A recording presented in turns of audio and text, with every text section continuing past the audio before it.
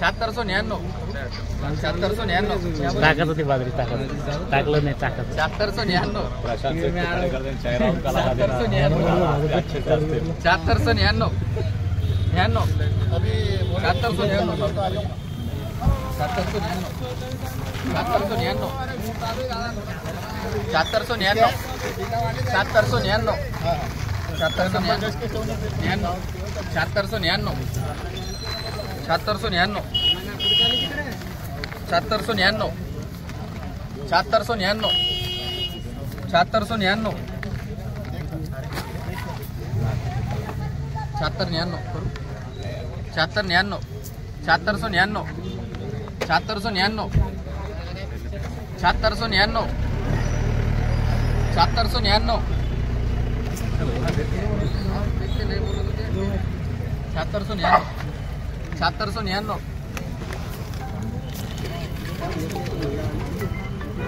7699 अरे भाऊ 7699 हो रही और रामू सेठ 2 मिनिट हॅलो 7699 हो राहिली म्हटलं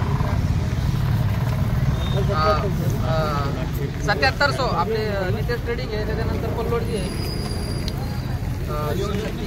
7700 11 12 25 26 50 51 99 7799 7800 11 12 50 51 68 69 86 7886 7886 दादा करू 86 86 7886 7886 7886 7886 7886 7886 हा 87 और रामू सेठ 87 7887 7887 7887 7887 87 87 7887 7887 हो 7887 वहिनी करायचे का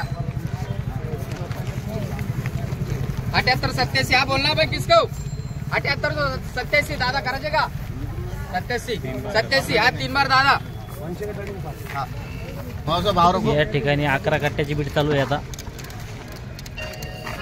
रखो नाम रखो क्या दो जो बोले पुकार लेके बोलो क्या दो हाँ 7000 7000 7000 7000 7000 कटोरी 7000 7000 7000 7000 7000 7000 7000 7000 7000 7000 7000 7000 7000 देखो क्या करना है 7000 रहेंगे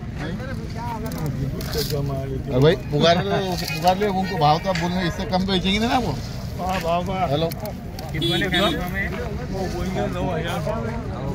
या ठिकाणी आपण नुकताच बीडद्वारे जाणून घेतला तुरीचा बाजारभाव या ठिकाणी जे दुकान आहे गजेंद्र ट्रेडिंग कंपनी दुकान नंबर या ठिकाणी E41 या ठिकाणी माल येईल होता पांढऱ्या तुरीचा आपण बीडद्वारे इथं बाजारभाव जाणून घेतला व बाजूला शेतकरी बांधव उभा आहे त्यांच्याकडून बी आपण जाणून घेऊया की त्यांनी किती एकर क्षेत्रामध्ये तूर लावली होती पहिलं दादा आपलं संपूर्ण नाव सांगा माझं नाव अनिल मोगल निलजगावचा आहे तालुका जिल्हा पैठण जिल्हा संभाजीनगर बरं ही जी तूरला आपण किती एकर क्षेत्रामध्ये लागवड केली मी तूर आराध्य सीड म्हणून लागवड केली 1 एकर मध्ये 1 एकर मध्ये तर किती भरण ही साधारण ही साधारण 7 क्विंटल भरण किती कट्टे आणले त्यात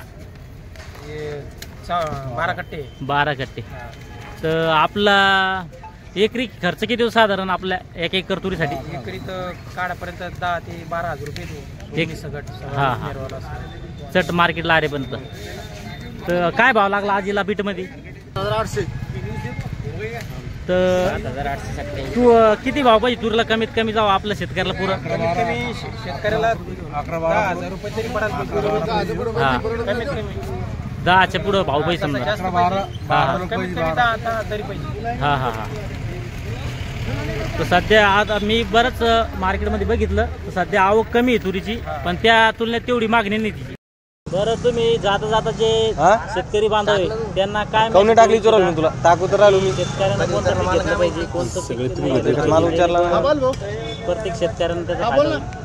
शेतकऱ्यांनी झाली गाडी खाली. आपल्या आपल्या क्षेत्रामध्ये सगळं अलग अलग थोडं थोडं पीक घ्यायला पाहिजे. कारण काही कांदा, काही तूर, काही मक्का असं अलग अलग असल्यावर मग काही कशाला कांद्याला भाव असतो, कधी तुरीला असतो, तर त्याच्या जेणेकरून काहीतरी फायदा होऊन जातो.